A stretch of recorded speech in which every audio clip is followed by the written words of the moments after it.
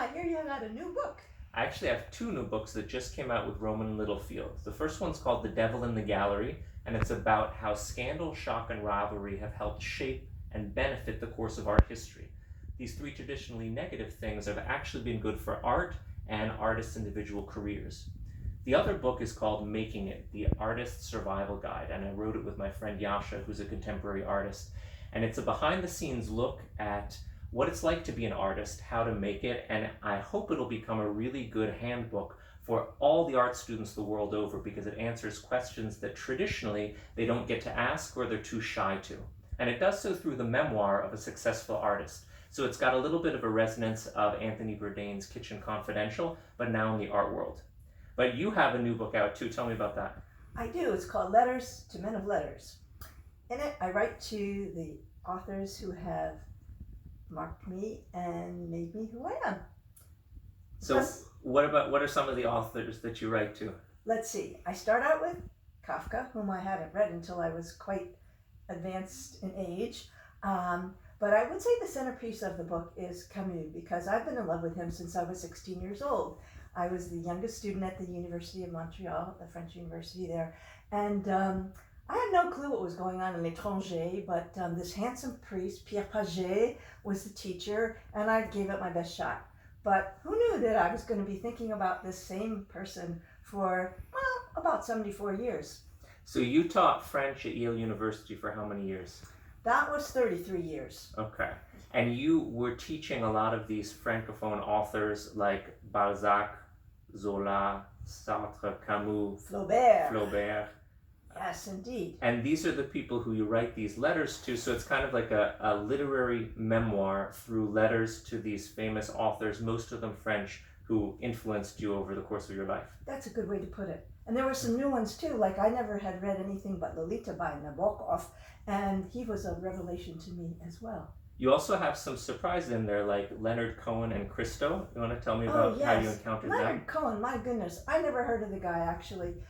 But I was standing in my kitchen one day in Italy, where everything is sunny and wonderful, and this song came on, Hallelujah, and it was so haunting. It stopped me dead in my tracks. I thought, my goodness, what is that all about? So then I had to look up Leonard Cohen and see who this guy was all about, and it was the beginning of another obsession.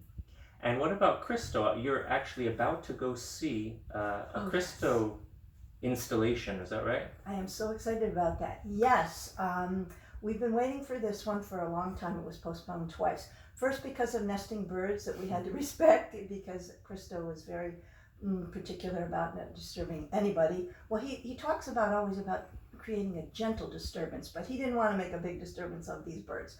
So then it was postponed. Then he died, and we were so sad about that. But it's going forward anyway, and in just a few weeks I'll be there in Paris. But I first got to know him when I thought he was a complete nutcase. My friend Zabi Janot told me about how he wrapped the Pont Neuf in Paris, and all Paris was transformed, which is pretty tricky because Parisians are very hard to impress. But she said it was really quite amazing. So I thought, hey, maybe I should learn more about this guy.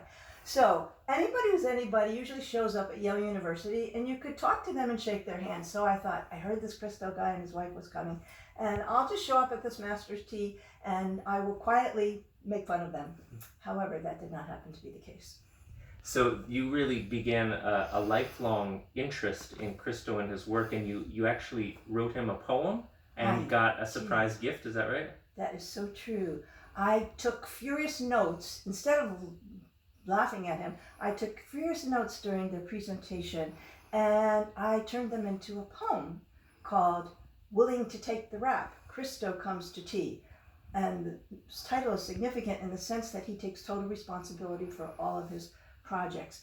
And I'm a very shy person, actually, and I would normally never do this, but he really brought out the real me that was hiding. Okay, so he was coming back the next day, and I typed up my poem on my trusty typewriter. There was only like this one copy. Maybe I made a carbon copy. I don't know.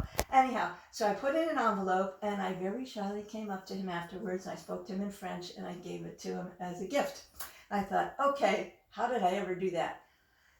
about a day or two later, I came to my front porch and there was this giant tube on it with a return address of New York City, kind of downtown where I don't even know how to go.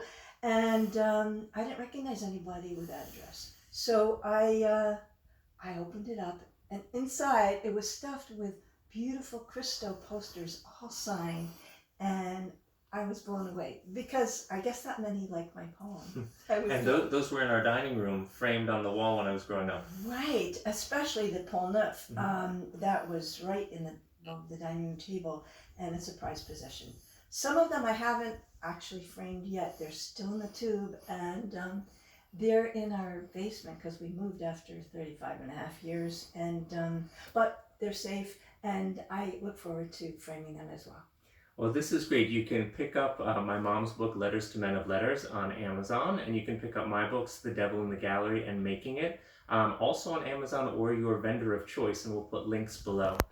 Thank you, Mom, and best wishes in your writing adventures. Thank you, Noah. You know, you never used to listen to me when I was trying to give you writing tips. But the laugh's on me because it took me 74 years to write one book, and you've written many, many, so you get the last laugh. Thank you.